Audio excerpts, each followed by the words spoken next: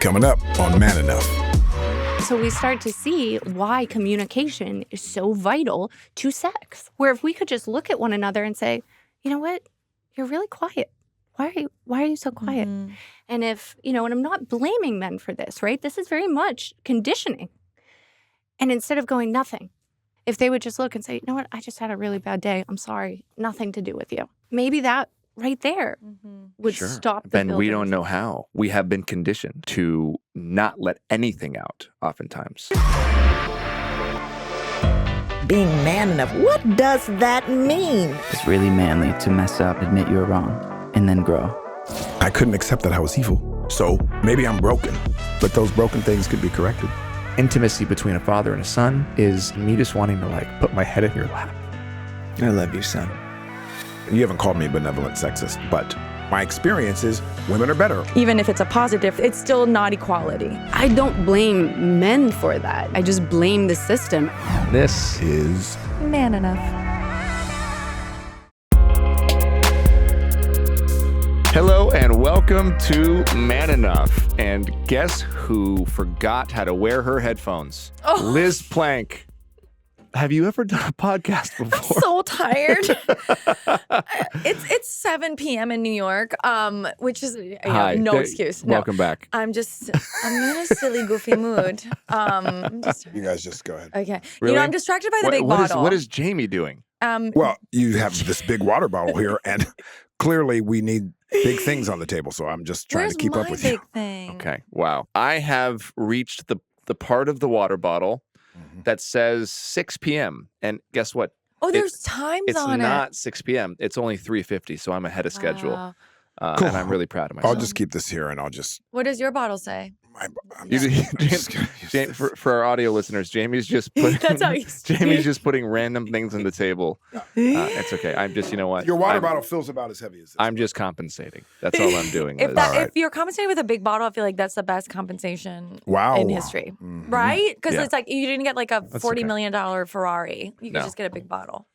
Big bottle. Wow. What are we wait, by the talking way, about? What are we did I say doing the name of the today? show? Welcome to Man Enough. What are we What are we talking What about are we today? What do we even talking do? about? Talk about bottles? Man Enough is a conversation show where we talk about What is that? where we talk about all things masculinity and undefining masculinity, and more importantly, not just how to be better men, but how to be better humans.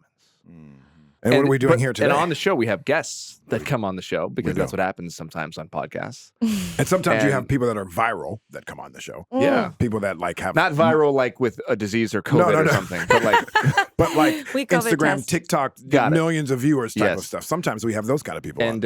and that's who we have on the show today. Hey Liz, can you introduce us to our wonderful guest? I would love to. Caylee Cresta is a content creator and TikTok star known for her comeback series on TikTok, in which she empowers women by responding to often toxic videos created by men, imposing their unprovoked opinions of women onto them. Caylee's video aimed to provide men with perspective, tough love, and a step towards accountability. I'm a big fan of her videos, and millions of other people are too. Welcome, Caylee, to the Man Enough welcome. Podcast. Welcome. Hi. I am so happy to be here with you guys. And I'm just so excited that there is a place somewhere on the internet where we are talking about positive masculinity because we need a lot of that in this world. So thank you. Oh, and a little disclaimer: Caylee and I are actually friends. We know each other. I reached out to her because I liked her videos. I did the TikTok. What's it called? I slid into your DMs. Slid into the DMs. I slid into the DMs, and I was like, "Hey, you're doing some really brave, intense stuff." And I just wanted to acknowledge you. And it turned out that she lives in Boston, and I was launching my book tour for Boys Will Be Human in Boston. And I was like, "Well, let's have coffee." So she came, and we had lunch with my publicist and another friend, and got to know her. And I was like, "All right, you got to come on the podcast, and we got to talk about this." So I have a question for you really quickly. I just want to know. no, she's not tech support for TikTok. Well, don't ask her. I wish I was. Don't ask her to like. Because I could it's, answer it's some not so questions much. for I just want to myself. know if she feels. I want to show you. It is. Do you see my followers? Yes. on How many? TikTok. Can you read it? 1,313. Wait, you have 1,000 followers I on see TikTok? that. I do. How did that happen? Is that? Are you going viral? You haven't even Is that posted it. viral? Wait, you haven't even posted a No, video no. yet. I just want to say, and then like, like how many? You have like millions. So am I at all rivaling your? I think you could be. I mean, I'm glad you're not posting because if you were, I'd, Yeah, you'd probably have to be worried. I'm just having fun. Oftentimes we see on TikTok and social media people following people for all kinds of reasons, right? Because they do crazy things on skateboards and this, or because they don't have their clothes on, or because they're dancers, or because of whatever. Mhm. And then there's people that have followers because of the content they do that actually is moving a needle of making us think about how we can be better. And this is why you have your followers, because you speak your heart and your mind of how to make us better. Thank you. Why do you do this? I spent a long time working in construction, and I used to hear the same things from men all the time. And it always used to surprise me because they all wanted to be left alone, right? My wife's always nagging me. My wife, she keeps talking about the same stuff. I don't care about it. I don't even know what she's talking about half the time. And then it would turn into, we're not having sex. There's no intimacy between us. She doesn't even say anything when I walk through the door. They started to confide in you with these really Exactly. pretty vulnerable things. Exactly. And what I always found ironic was they didn't want to be left alone at all, right? So once their wives kind of caught on to what they wanted and started, okay, he wants to be left alone, I'm going to leave him alone. And then they wonder, why is their marriage suffering? Why is their relationship starting to fall apart? And something that's really important to me is, can we kind of find a way to translate between men and women, between husbands and wives, right? Because sometimes it's different when it's coming from you, when you're looking your partner in the eyes. And it feels like nagging. It feels like arguing. People are defensive. People want to defend themselves. And if there's a way that somebody else can say that, right? One of the things that means more to me than anything in the world is when I see a woman leave a comment that says, I sent this to my husband and it really made a difference. And I don't know if there's really anything more beautiful than that. It's trying to translate between couples. Well, congratulations on the work you're doing. Thank We're you going to very go much. deep into it. And before we go deep into it, I know that Justin always likes to ask a question to get us kicked off. You know this question. You've listened to the podcast. When was the last time that you didn't feel enough? I don't know. This hour? This minute? Today? Were you nervous before you came on? To a point. But I'm somebody that I've struggled with insecurities my whole life, right? And I think this is something, I won't get off the question, but I think this is something all women struggle with, all humans struggle with, right? Everybody does not feel enough at some point, no matter how confident they may seem, no matter, we're all struggling with that. And it's something that I've struggled with for as long as I can remember. And as much as I try to do the work within myself, I don't know that there will ever be a day that I can say, oh, you know what? I felt like I was enough 24 hours today. And coming to terms with that, I think is, part of what I would consider my own personal self-growth. Wow. Thank you for sharing that. This is then a question for both of you, building off of that. Why? Why? Because you led with women. I have a inclination of what the answer is, but I'd like to hear it from both of you. Is why do so many women live in a perpetual state of not feeling like they're enough? And I'm not saying that men don't, but this is specifically about women. So I would say that I think as women, we are very much raised that our value is defined by the value that we provide to other people. And so that means 24 hours a day, we're often trying to provide that value to everyone that matters to us, to everyone that's important to us. And at the end of the day, when we're done doing everything for everyone around us, we kind of have to sit with ourselves. And, what did I accomplish for me today? What did I accomplish that I can really be proud of for myself? Okay, I made other people's lives easier today. And I did it wanting to make other people's lives easier, right? Because I love those people. And that's how we've been conditioned to show love. we're also facing things like, although women may get wiser as we age, we're told that our value is declining as we age, right? So as we start to become more confident in ourselves and we feel wiser and we feel like we understand the world a little bit better, maybe we feel more valuable to ourselves. But the world is saying that we're losing value, right? Every day, every year, right? Our youth and our beauty and these are the things that we've been defined by. But I don't think there's a lot of emphasis on who we are, what we provide to ourselves, and really what that means.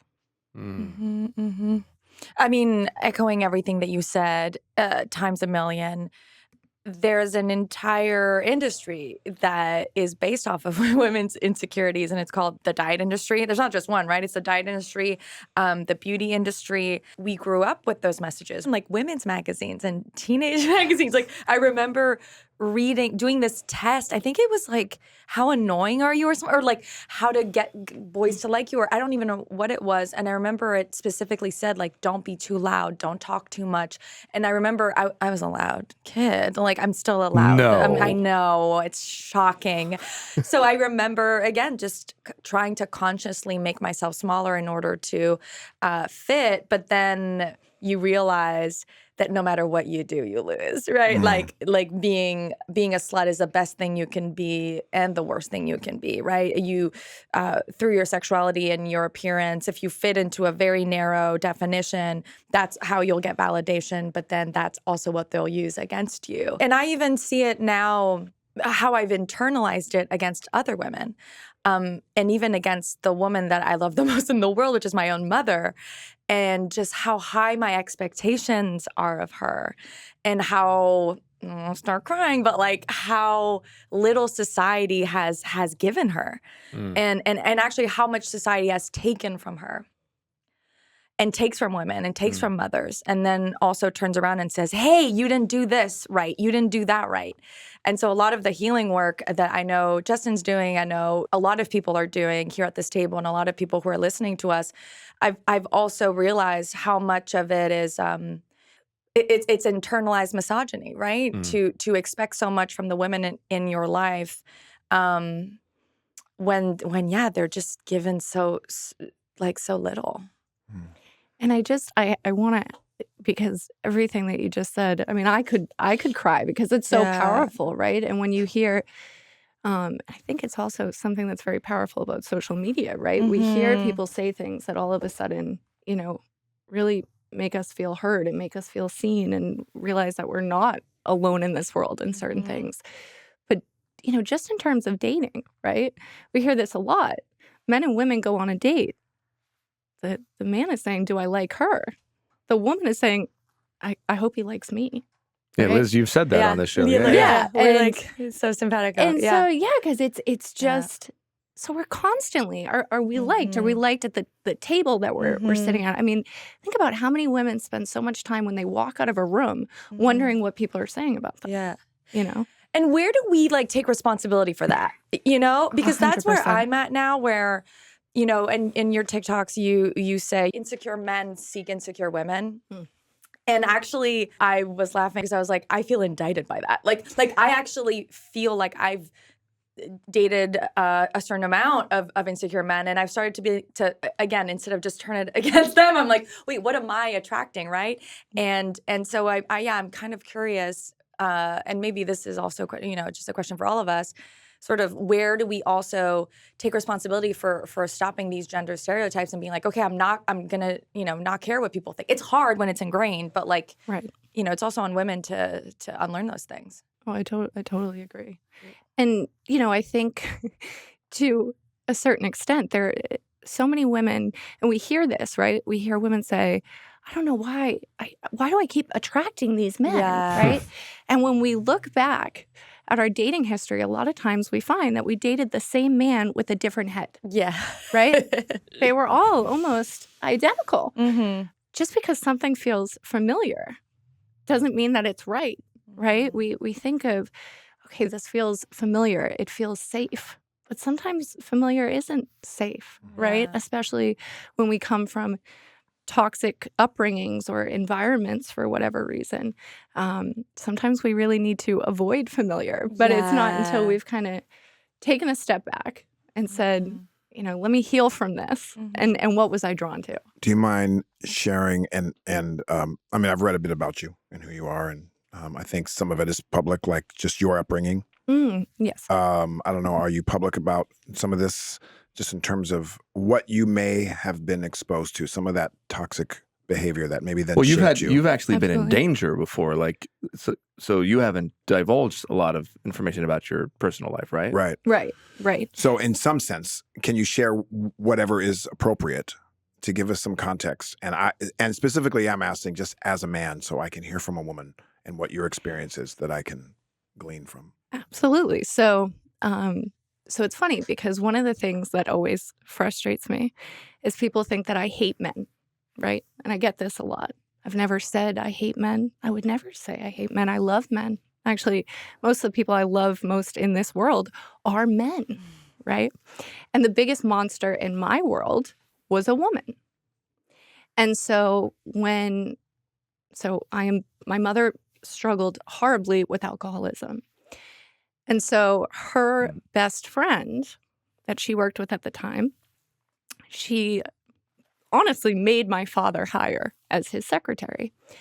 And so they ended up being together long before my mom walked out the door. And unfortunately, because they were best friends, my stepmother was kind of getting the blueprint of what my father was missing from my mother.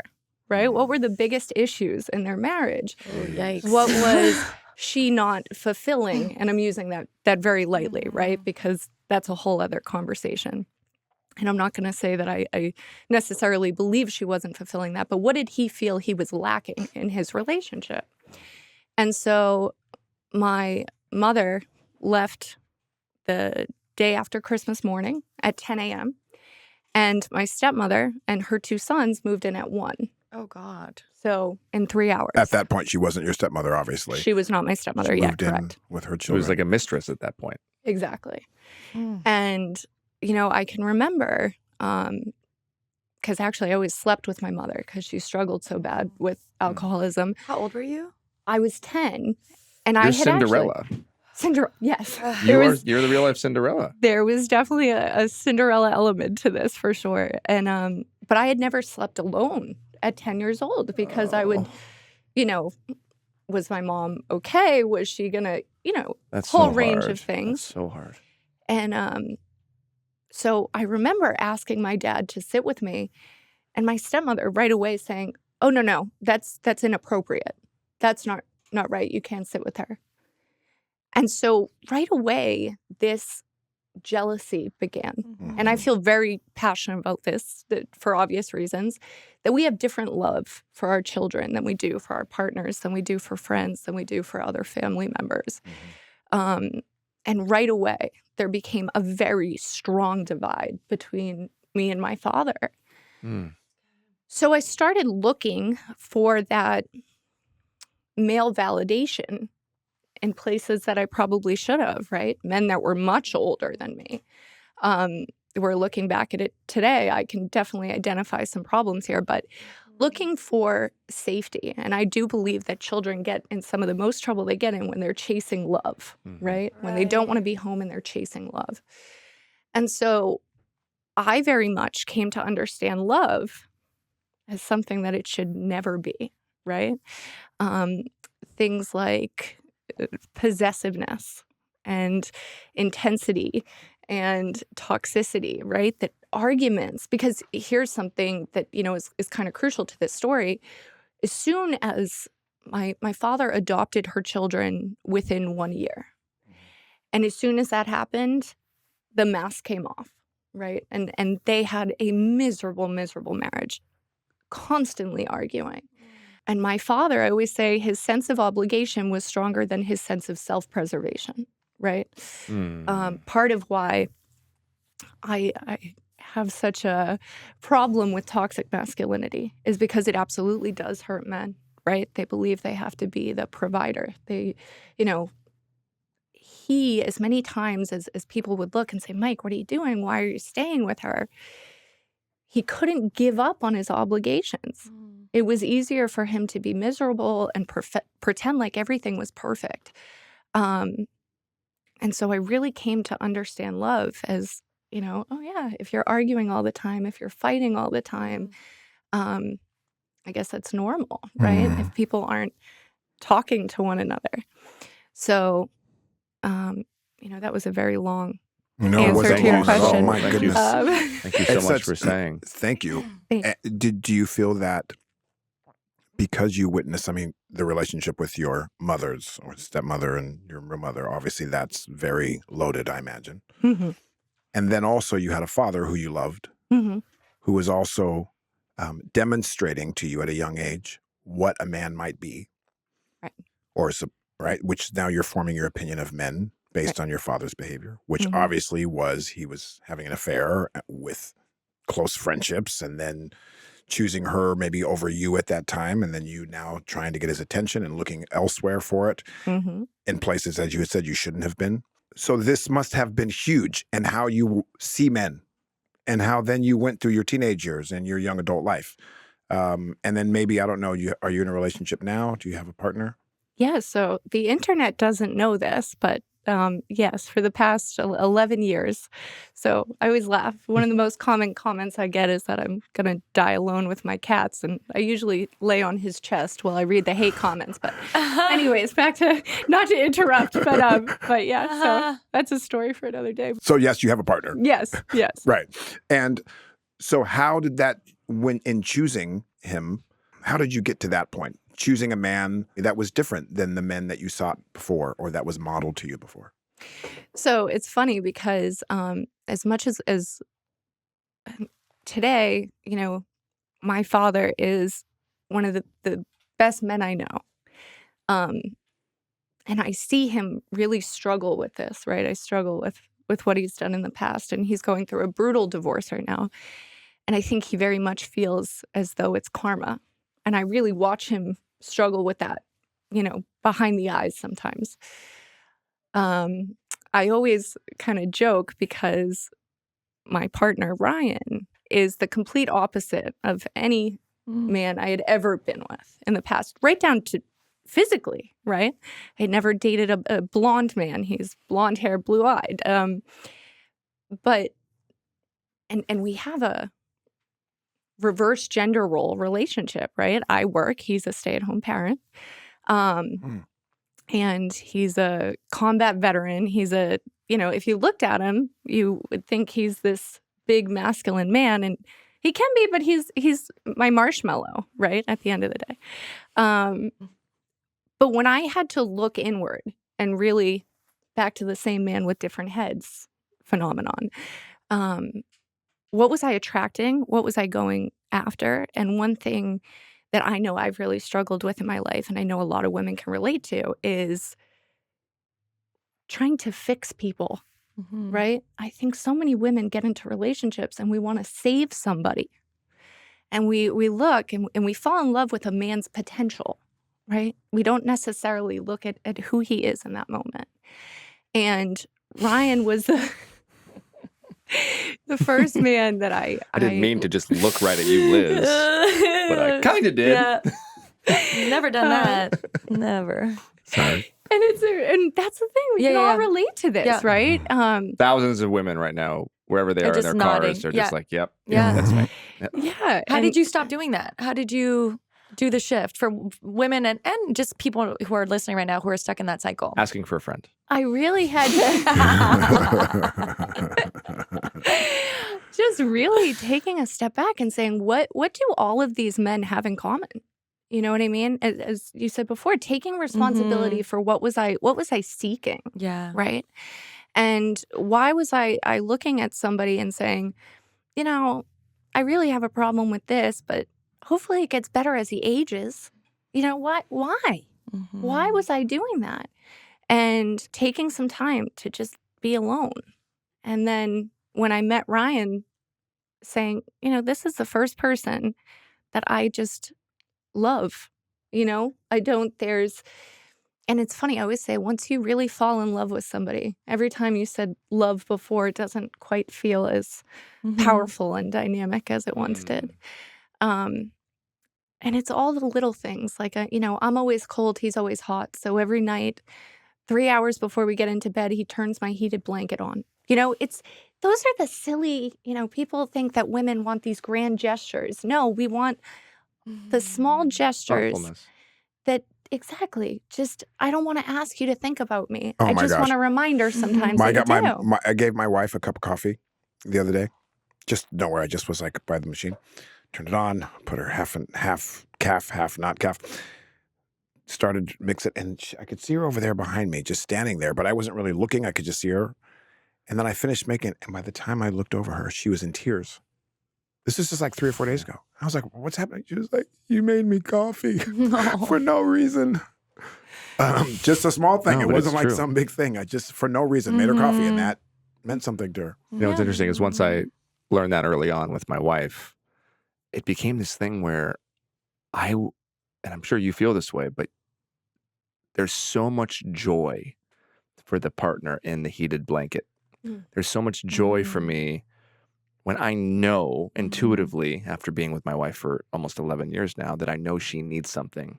And even if I'm crazy busy, I stop what I'm doing and I'll make her the cup of tea, or I'll make her the food that she wants, because let's be honest, if I didn't cook, she'd eat like a 12-year-old boy. I love you, baby. But there's joy. And what I found is in those moments where she's cried because I've done a little thing for her, I cry. And then when I give it to her and she'll just look at me and she'll connect with me, and it just means so much to her, I just start crying, and then we start crying together. And these are the most important moments in our entire marriage. These little, seemingly insignificant things that you don't think about, Right. but they add up. They add up, and they add up, and like you can always go back to that. Yeah. Which leads me to want to ask you a question. So there's a video that you did that talks about men doing dishes with expecting a reward. I think it was like sex or something. Right. So I want to ask you about that. Because this is an interesting thing. I should not do dishes to get sex. Right. 100% agreed. Right. And yet, the fact is, when I do dishes, the sex is better. I'm just talking about gravity, right? When I made my wife a cup of coffee, I did not do it for sex or for any reason, for any accolades. But the truth is, when I do that, she can't keep her hands off me. And do you know why? Because you brought the intimacy to the sex, right? Exactly. So I think there's a point in the reason why I mention it is it not okay for us to understand that we should have pure intentions when we do things, but to also know when you do things, the reward is all the stuff that you want, they come. So if it is in fact better sex you want with your wife, you shouldn't do the dishes for that reason. But know when you do the dishes, the sex will be better.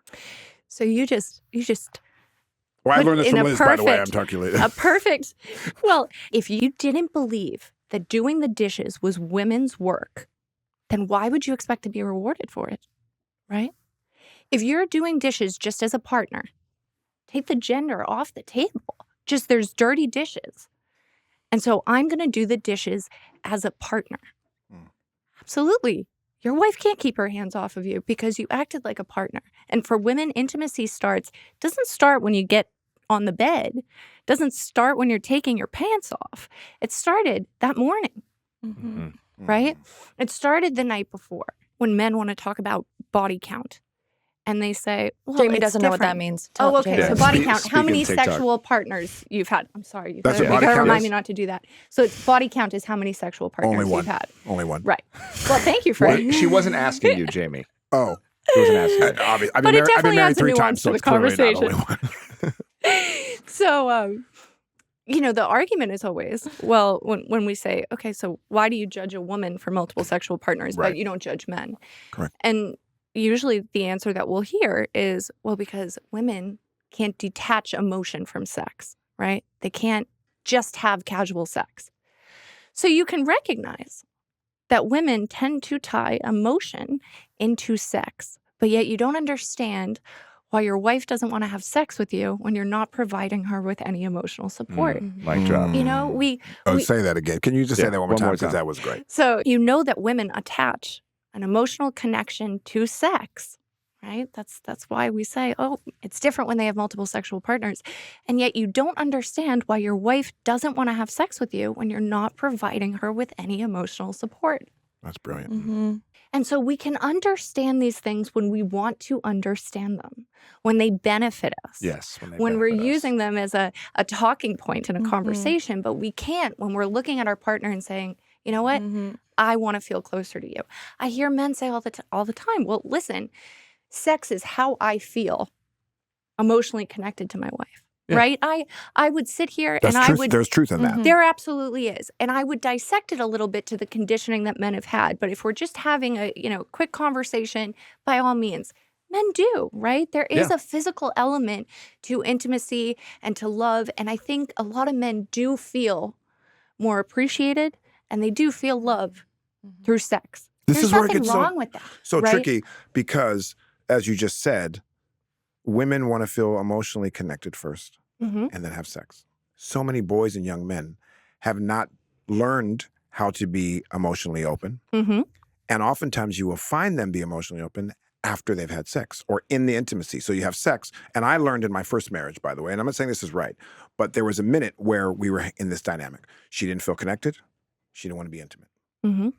I needed intimacy Mm-hmm. to feel connected. Mm-hmm. So there we were at a standstill. And the therapist told us, okay, how are we going to work through this? Because you're both programmed to function as you are now. Mm-hmm. So how are we going to get through this? And that was, we never quite figured it out. Mm-hmm.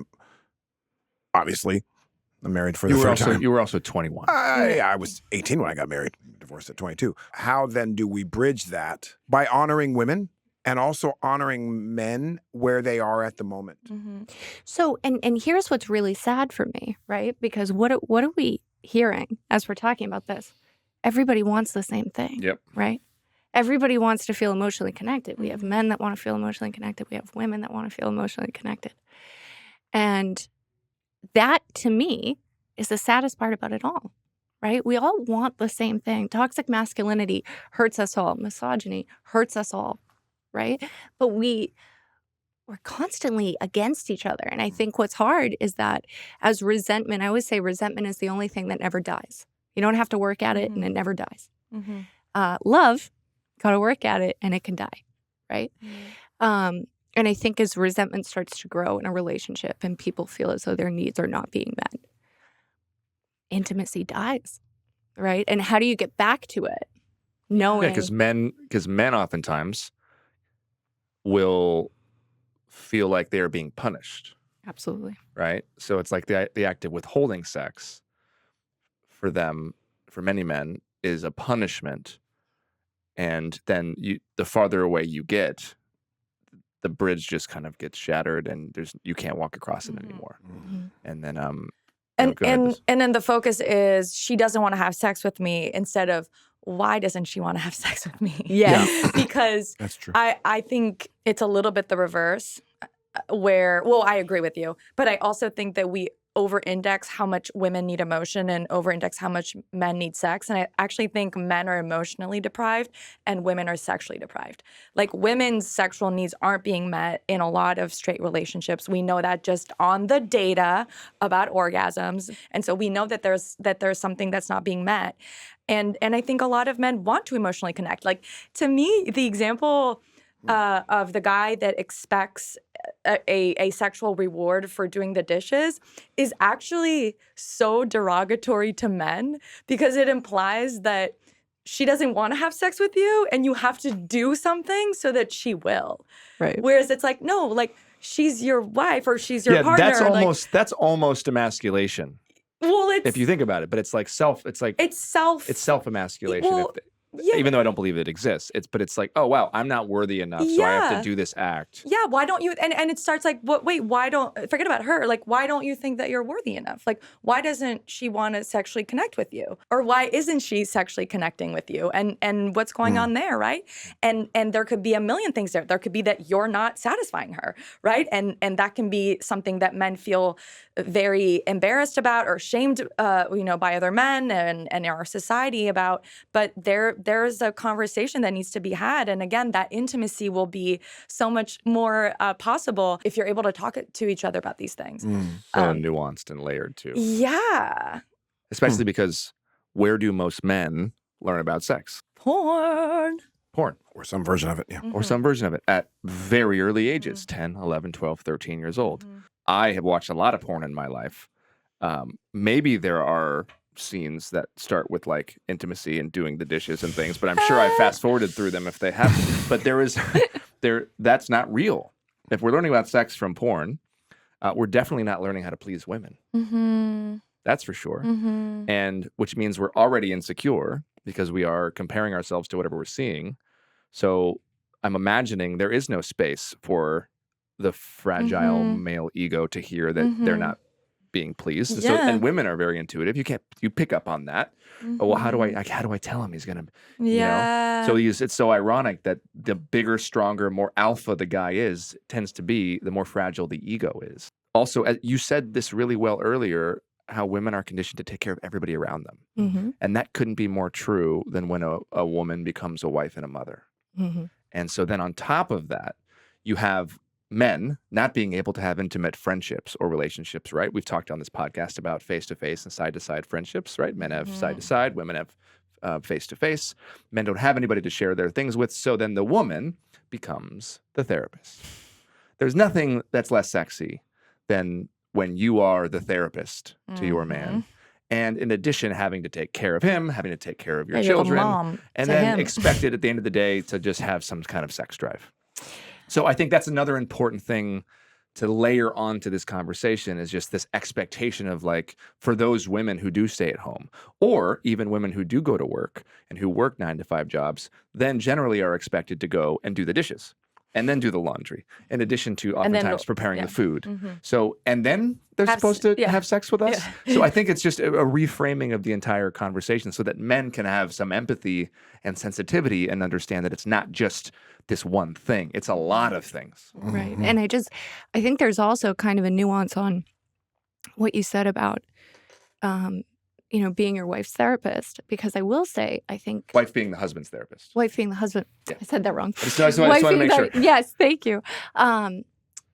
In that case, right, because a lot of men do not know how to express their emotions, I think sometimes if they would just open up a little bit more, there would be more intimacy. Because sometimes what I find, and I would be interested in hearing your perspective on this, is because men aren't comfortable expressing themselves emotionally, if they had a really bad day, they just shut down, they get quiet, they get angry, and the wife doesn't understand why, right? She's sitting there, she's going, wait, what happened, right? And because women are very much, the value we can provide to other people, it's what did I do, right? Why did he just shut down? Why won't he open up to me? Why won't he open up to so me? it's in some Right? ways it's the inverse sexually, where men are thinking, "What's wrong with me? She won't have sex with me," Right. and women, when men are not opening up, are thinking, "What's wrong with me? He won't open up to me." Right. Wow. And so we start to see why communication is so vital to sex, right? Where if we could just look at one another and say, you know what, you're really quiet. Why are you so quiet? And if, and I'm not blaming men for this, right? This is very much conditioning. And instead of going nothing, right? If they would just look and say, you know what, I just had a really bad day. I'm sorry. Nothing to do with you. Maybe that right there would Sure. stop the Then we building. don't know how. And Exactly. also, but and in the defense of men here, we have been conditioned to not let anything out oftentimes. And So to not okay, so let's burden just say, people. let's bifurcate this for a second and say that okay, there's a whole group of men who don't make their wives their therapists, right? Let's just like have a T in the road. And these men don't they keep everything in. They withhold all information. They do what you just said. We don't know, number one, how we're even feeling. And we are taught to shut ourselves off immediately for self-preservation. And the reason I believe that we say, oh, I'm fine, is because underneath that I'm fine, as you know, because you've had these conversations with lots of men, is an ocean of frustration and disappointment and anger and sadness and shame and you name it. It's all, there's an ocean under there. And if the dam breaks just a little bit, we don't believe that we are worthy enough of love that you will be able to handle it and you will be able to take it. And we are told conditionally through socialization that the last thing you're going to want in a man is for me to be weak. And there's nothing more weak that a man is told than opening up and whining or complaining and sharing his feelings. So you won't have sex with me if I share all of this with you, if I share all of the things that I'm feeling. So I have to shut down. So it's almost like on both sides, which is why I care so much about this and why we're doing this. Men are damned if we do, damned if we don't, because we don't have the tools. Nobody's taught us these things at a young age. And then we're just supposed to figure out like how to be in relationship and how to open up when we're told that if we do open up, we're punished for it. And then, of course, the only thing, our love language then just becomes sex. Right. And the ones that are fortunate enough to have conversations with their father or people, uncles and friends that actually did learn how to communicate, I think oftentimes have healthier relationships. Well, I think not oftentimes. I think they just do. Always. Absolutely. Yeah. And you see it so that we know that it's happening. It's just not happening on a wide scale. Tell us something else that in the work that you're doing that's maybe been controversial or that you've gotten hate for. Everything? Everything. But No, because Justin alluded to said it's dangerous for you. But can you describe? Yeah. Because you would watch your videos, you're like, okay, cool. She's like this cool feminist, but you experience a lot of threats and. Oh yeah, so I get multiple messages per day saying that I need to be sexually assaulted. That really some disturbing stuff that I won't. But I've had people spit on me in real life. It's taken into the street, which has been pretty wild. And become so angry By what men, I've by said. men. By men. Always by men. And what do they say? What's their reason? Honestly, in the times that this has happened, it's just been calling me names, right? That I'm ugly, that I'm gonna die alone, that I'm very similar to what they say online. I really don't want to mention that without mentioning the opposite that can happen. I had a man come up to me at Starbucks, say, "Hey, is your name Caylee?" And I said, "Yeah." He looks at me and says, "I used to hate your face. I used to hate your face." And every time I would open up a video, he goes, "And then one day, I don't know why I decided to listen." Wow. He goes, "And I'm pretty sure you're my marriage therapist now, so would you mind if I hugged you?" And he told me that he had, that their relationship had been so much better. And he felt like he understood what was behind some of the things that his wife was saying. Sometimes I get really, really beautiful emails from men who, by the way, always love to tell me that they're now having more sex. Yeah. Interestingly enough. How amazing that it Gravity. started Wait, say that in the construction office. All the men were complaining they weren't having sex. Right. And now you've created something where you're helping men have more sex. Wow. So give us some of if you were to give me bite-sized pieces, like 4 or 5 quick examples. Like one is sex and dishes. Okay. What are a few other ones that would have elicited a man to want to spit on you? I think there's no excuse for that. Oh, of course. The accountability aspect, right? That you need to be holding your partner accountable, I think is one that really. So you speak a lot about that accountability. I speak a lot about holding your partner accountable. This idea of men not understanding the exhaustion in their wife, right? That tends to really elicit a lot of anger because right away, man will write to me or comment and say, "Well, you have no idea how exhausted I am." Right. And I just wish they understood this isn't a competition. I just want you to recognize that you're not the only one that's tired, right? So there's this competition where sometimes I feel as though That's real. That's also real. I mean, Emily and I have had that. Absolutely. And we've had to work through that in our marriage. Yeah. Yeah, and I think all healthy relationships really struggle with this, right? And it's how, in healthy relationships, it's how we get to a place where we say, "Well, what can I take off your plate?" Or what can I be more conscious of? What am I doing that's kind of adding to that exhaustion? It's when we're in unhealthy relationships or with somebody that doesn't know how to communicate properly, right? Or moments, and I just want to say this because I don't want anybody who's in that position to think they're in an unhealthy relationship. You can have moments of unhealthiness and moments where maybe you're off. I just want to be mindful to say, like, you could be in absolutely the right relationship or a marriage, and maybe you are in that position, and you just need the tools to be able to communicate effectively. But Nobody does it right all the time. And yet sometimes it's absolutely unhealthy. No, but to both of your points, I think, but it's worth talking about, because if you recognize that this stuff can be toxic, right, then it's like putting poison on a plant. Eventually, you can be in a healthy marriage or relationship that's good, that can bear wonderful fruit. But if this keeps happening, eventually it starts to die because you're poisoning it with this stuff. Right, absolutely. This idea of being more conscious about how your wife feels, and right away the comment I get is, well, she's not conscious of how I feel, right?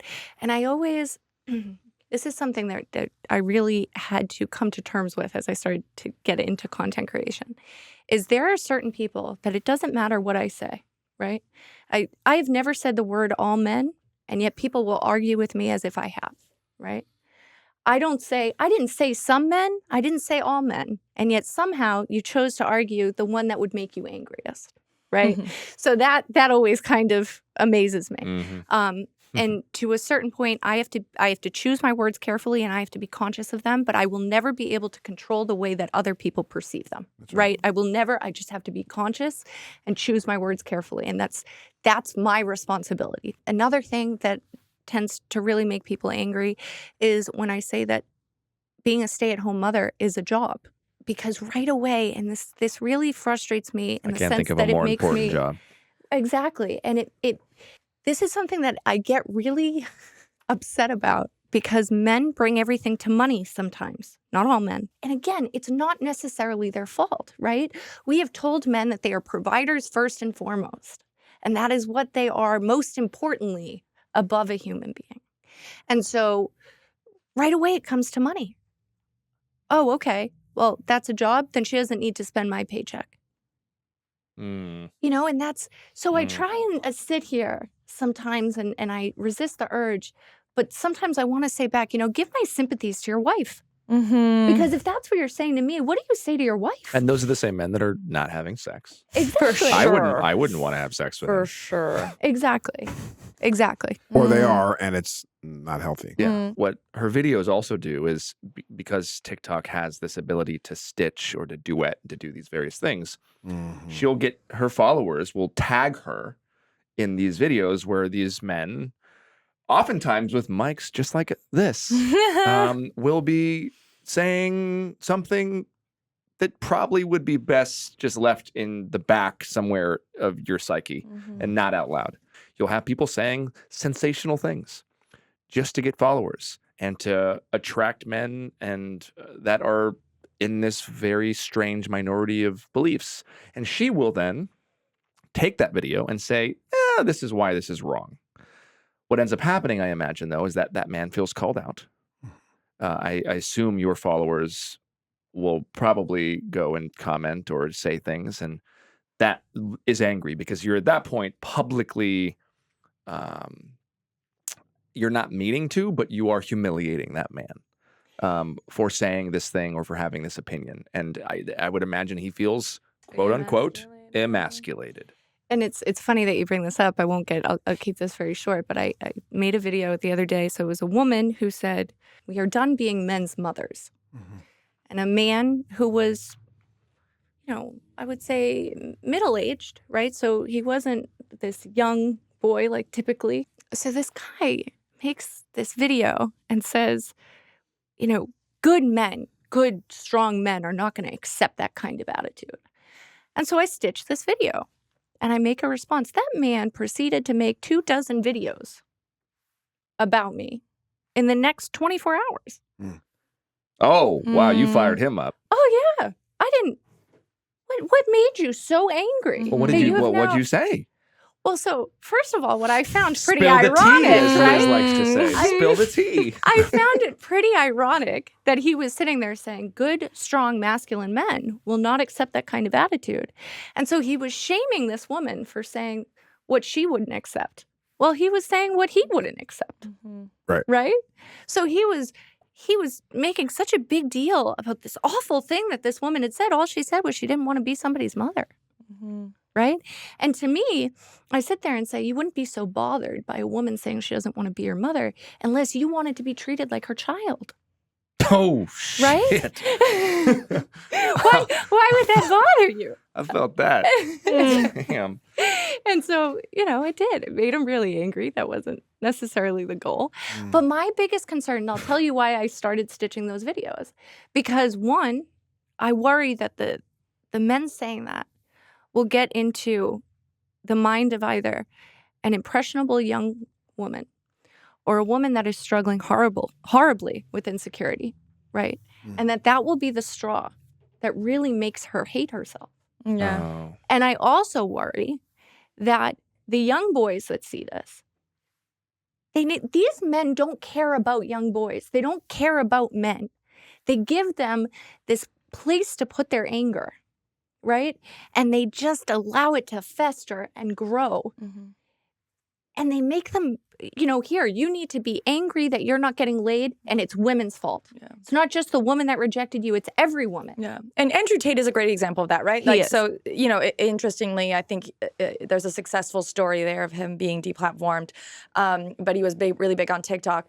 And I was listening to this interview from a woman that had done a deep dive on his academy or whatever his scam school was. And she said that the future of Andrew Tate might actually be women who are, sort of, and I've seen them, they're on my feed. They're popping up. Right? Like, do you know what I'm talking about? No, they're not I on your don't. feed. Oh my No. God. By the So way, exciting. by the way, I'm sorry. I just want to say I finished my water. Okay, so Great. proud of you. Everybody, please That's give all. a round of applause at Okay. home. Yes, that's right. Okay, I just- amazing. So there's a younger generation that is quiet quitting. They don't want to, they're like, this is bullshit. My boss is making 300 times what I'm ever going to be making. And so they're, questioning capitalism, questioning corporate America, questioning this like hustle culture that millennials, we were, sold as a bill of goods. And the stay-at-home girlfriend trend is women particularly rebelling to this girl boss culture that tells, again, I'm literally like a product of this, of like, in order to be a good woman and to be a powerful woman, it's through the workplace that you have to achieve it. But a lot of, younger women are like, I'm going to find a rich boyfriend and I'm going to be a stay-at-home girlfriend, sort of like the idea of a stay-at-home wife, but without the kids. So you're just hanging out essentially. And so they'll do these stay-at-home girlfriend vlogging where they're like, here's a day in the life as a stay-at-home girlfriend. And it'll be like, I made a matcha, and then I took some photos, and then I hung out with some friends, and then my boyfriend ordered takeout, and then we ate. It's like, Isn't that just a trend? it's got to be a just trend, a trend. but then there's some of them are religious, right? Like these big Christian influencers, and a lot of them are women who are basically advertising the idea of female submission and saying that women need to go back to more traditional roles, and that's what made us happy. And now all these women are unhappy because they're trying to be men. Wow. And so I'm curious what you think about that. So I've actually stitched some of those videos. I didn't know it was called the stay-at-home girlfriend, though. So thank you for a educating. certain stream of it. No, but I'm glad to know. I like to know the trends and what's going on. So here is kind of, this is another one of my frustrations, because I think that men and women, at the end of the day, a lot of them want the same thing, right? We have bad men, we have bad women. We have good men, we have good women. And so, as I said, my father's going through a horrible divorce right now. And it's been one of the hardest things for me to watch, right? This is a man that is in bad health, that has worked his whole life since he was 12, right? Who built something from nothing. My father grew up with no shoes, right? Everything he built himself. And I'm watching somebody try to take everything. You know what I mean? With where he has to, that somebody can look at him and say, you have to work harder so that she cannot work at all, right? And so this is where I get frustrated, because feminism is equality, right? Now unfortunately, we're always going to see extremes, okay? We're going to see toxic masculinity. We're going to see toxic femininity. We're going to see that there's always, and unfortunately, I think those are the people that often get the platform, right? So we have a lot of people that hate feminists, not because they hate feminism, but because they hate toxic feminism, right? And that's a much more nuanced Air quotes. conversation, She said right? it in air She didn't quotes. say air quotes, just to be clear. And, you know, Or what they perceive as toxic feminine. exactly. Right? Because Exactly. what they think is that. My argument would be, no, feminism says that the stay-at-home girlfriend, right, is not necessarily what we fought for, right? This isn't what we're fighting for. We're fighting for equality. Now, I believe in certain things like, you know, if you're a mother raising children and you have supported your husband, well, he has built his career. Well, absolutely. There is absolutely huge value to that. It's the hardest job in the world. But I wouldn't sit here and argue for a woman to be able to sit home with no kids every day and live off of a man if that's not the agreement that they came with, right? I believe that every individual household is the only one that can decide what works for them, right? But I wouldn't argue for that, right? I wouldn't argue that a man should be having to work that hard to support somebody. Because if you believe that women were equals, well, then why would that be a thing? So we see men get so angry about this stuff. And I say, well, then why aren't you a feminist? Right? Why don't you believe that we should be equals in the workplace? Why don't you believe that there should be the same opportunities? So I would like to see us get away from the stay-at-home girlfriend trend, get away from men being only providers, because I think if men didn't feel that way and if they didn't feel that constraint, I think we'd see a lot more stay-at-home successful dads, right? Whose children are being brought up with these healthy concepts of masculinity and really feeling love and security. Thank you. I have one thought about what you said about the stay-at-home girlfriend trend. Emily and I have had conversations about this. And I do believe that there is something for us to look at collectively. And it's not a fully formed thought, but I have heard my wife talk about this, and she talked about it a little bit on the podcast. But when she talks about it, I really find it fascinating, which is that this girl, that what you just said, this idea that you have, the only place you can have value is in the workplace, is oftentimes in response to the trauma of just being a woman and oppressed and not having value outside of that. And being told that the only place you have value is at home. And sometimes the pendulum can swing too far. There, I think, can be a conversation where we can say, and I've heard women share this in private, that there's nothing wrong with embracing your femininity. Yeah. There's nothing wrong with a woman who wants to stay at home and just be a mother because that's in her DNA. There is nothing wrong with a woman who doesn't want to work and who just wants to stay at home and raise children, because raising children is fucking hard. And what a gift and an honor it is to put your blood, sweat, and tears into raising the future generation and not have to do a 9 to 5. And at the same time, a woman should not be demonized or looked down on for wanting to have the same ambitions as a man has always been able to have.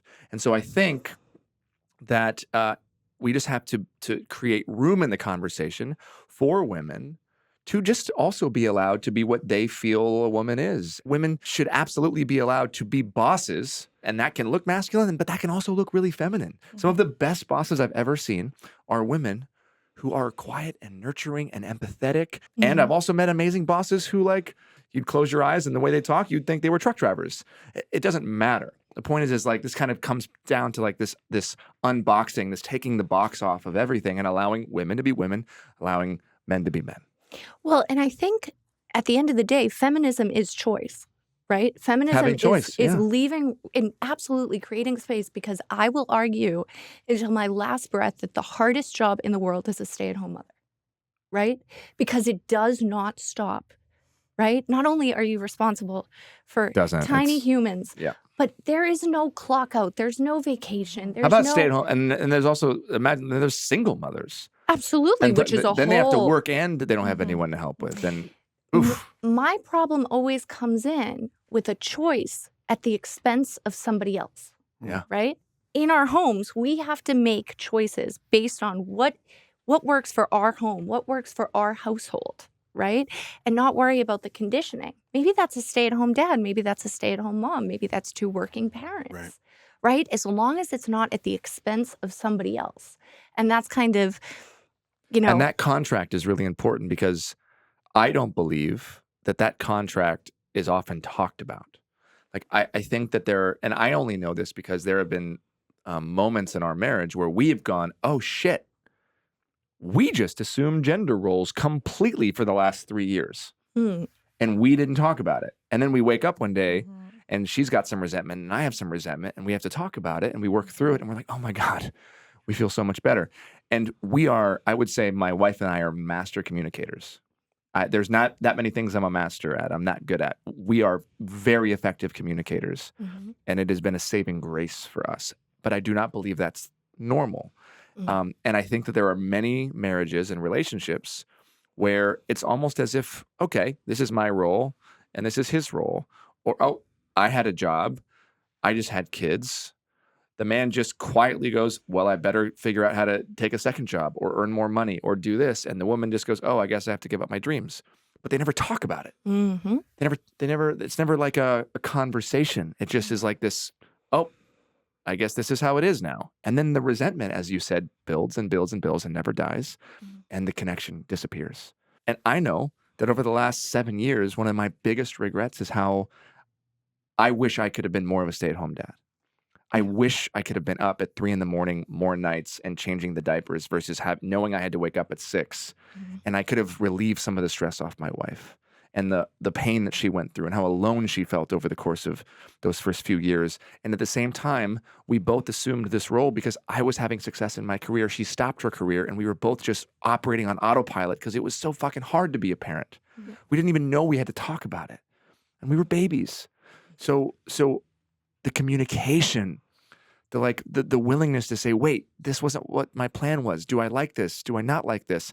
Well, I know I'm supposed to do this, but I really feel like I would like to work. Would you be a stay-at-home father? How does that make you feel? We got to have those conversations. We're not even having them. You know, a lot of women that got to a certain point in their life where they said, I never even knew I had a choice to not have children. Yeah. Right? I think we find a lot of women that come to that conclusion in, middle age or, whatever it may be, even maybe when their children are 2. And they just never knew it was a choice, right? And they got thrown into certain situations. And then we see other people that that's what they love to do, right? Yeah, they've and we been need wanting to be a mom support. since they were little girls. Right. Yeah. And we need to support that. We need to support just the choice, right? But really appreciate what it takes to raise a family. Right. And I think the inverse is true. I think we can, I don't believe that many men have ever had the inkling of an idea that it was an option or a choice that they could be a stay-at-home father. It's not in our DNA. Right. My dad was. But your dad was also unique. You grew up with a brother who had special needs and your dad had to take care of him. Yeah. But like I was never, I was the opposite. So I just think in general, like these are such important conversations because all of us need choice. Yeah. It's interesting. I thought you were going to come in today. I was prepared, let me be honest. I was prepared to get into it with you today. Oh, were you? I'm sorry. Did I disappoint? No. I'm acknowledging my own, for some reason I'm thinking, okay, this is going to be a woman that's going to challenge men in a way that I'm not going to be thrilled with. I've heard stuff like, people are, if I saw anybody spitting on you or throwing hate at you or saying some of the stuff they did, I'm going to beat, let me not say that I'm not going to beat anybody down, but I'd want to beat them down. I appreciate that. But what is it that you're saying that caused some feelings? And I'm thinking, okay, it's not that I'm going to disagree with the idea that you want to call men in and have conversations about it. But I was kind of prepared to go into it. And what's interesting is you're nothing of what I thought. Because also, your videos, the ones I've seen, you kind of have a little swag. When you talk, there's a little bit of swag. And maybe that's what I'm imagining a man is seeing someone that's confidently expressing themselves with a little bit of swag. But here, I'm just seeing you. And how much you care about this and how you have expressed how much you care about men and growth and not excusing anybody's behavior, women or men's, acknowledging everybody in this. So I'm pleasantly, not surprised, I'm just happy to know you and to hear you talk about it. I would love it for men to maybe just back off you because you're doing such wonderful work. So thanks for that. For the men that are listening, I would challenge us to not do our first thing, which is to react, to get defensive, to feel like you're calling us out. And and just reflect and look at your life and look at your marriage, look at your partnership, and see what resonates. And then what doesn't, you just swipe through it. Next time you post a thing, just swipe to the next one. Doesn't apply to you. But there might be something in there that you can glean from that can help your marriage and your life and your community. And it sounds like that's what you really are doing. So, Thank you. That means the world. And I think, that, and you just hit it. I always say, I didn't know it applied to you until you decided to leave me a hate comment, right? I didn't even know you were there. I didn't know you existed, and I didn't know it applied to you until you told me that I was going to die alone with my cats, and I knew that I had you pegged. You're not dying alone. You're going to die around with a lot of people loving you. Well, that's what I thank say. and just know this, and just know this. Whoever said that. I was one of those people that you popped up in my feed. Yeah. And I remember one of the first videos I watched, there was even something in there where I was like, ooh, I feel called out a little bit because it had to do with husbands. And then I listened and I listened. And I was like, this is so good. And I sent it to my wife. I was like, you would love her. And I started watching more of your videos. And what I noticed was when I was like, ooh, I think she's talking to me a little bit here. I was like, ooh, I have room to grow. And it's made my life better. So that's why you're here. And I hope you know that for all the 10 hate comments you get, you have men that actually listen and who appreciate what you're doing and whose lives that you are helping and making more rich. And helping even the ones that are saying hate. If they're posting 17 things, oh, you got to them. Yeah. then they're even if their mind is like, F this person and this person and this person, all they're saying, they're still hearing it. It's like you can't get away. If you walk into a room and there's an aroma, even if you say, I hate the aroma, you're still breathing it in. Yeah. And after a little bit of time, it may permeate somewhere. It may sink in so that maybe 10 years down the line, something you said that they breathed in affected them in their marriage and their life. So let's not be discouraged by those people that seem to hate us and want to spit on us. Yes. Caylee, what does it mean to you to be man enough? It's funny actually because I saw a clip from you where you said, understanding that nobody can take your masculinity away. And you know what? I probably would have answered this question very differently before I saw that clip. But you know what? I don't think there's anything more masculine than understanding that nobody can take it away from you. So I'm going to quote you there, my friend. Wow. And tell Never you, been quoted. That's I think exciting.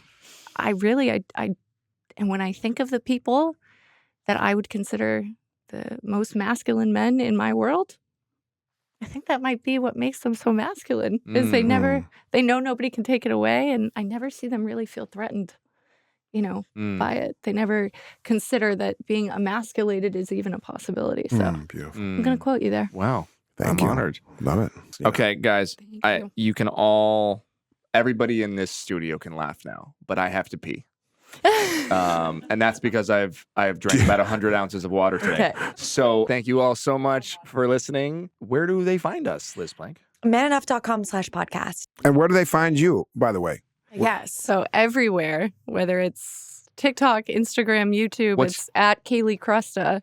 And we have a TikTok, don't we? Yeah, we do. What is it? We are What's Man our Enough? TikTok? We are man enough, right? We are man enough. At That's we it. are man enough. And Follow. please, I have a TikTok. give Jamey a Heath follow. an He extra needs follow. it. Until next time, I'm Justin Baldoni. I'm Liz Plank. I'm Jamey Heath. And this is Man Enough. And I'm really gonna go. Here you go.